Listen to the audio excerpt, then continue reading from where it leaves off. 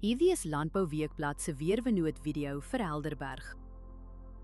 In kort, humiditeit bereik hoogtepunte teen 99%. Risiko vir swamdruk is hoog. Hier is die besonderhede. Sedert Januarie het ons 361 mm reën gehad, 193% meer as die 5-jaar gemiddelde.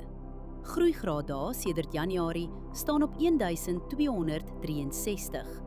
Dit is 78 grade dae laer as die 5-jaar gemiddelde. Die laagste temperatuur wat voorspel word is 9,1 grade.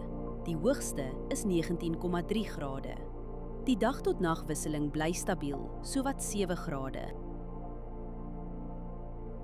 155,7 mm reën word die week verwag.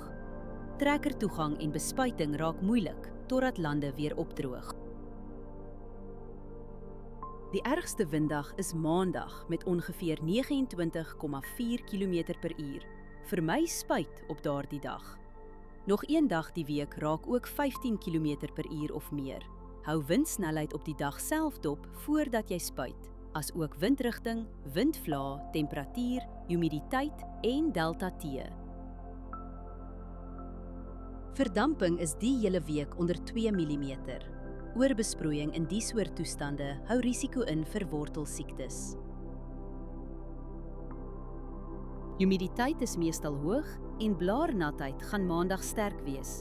Dis is die kans vir hoë swamdruk aansienlik.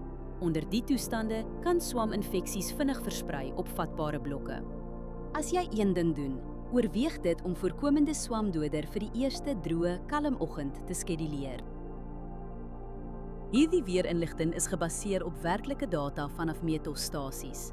Die data word deur TerraClim skoongemaak en geverifieer.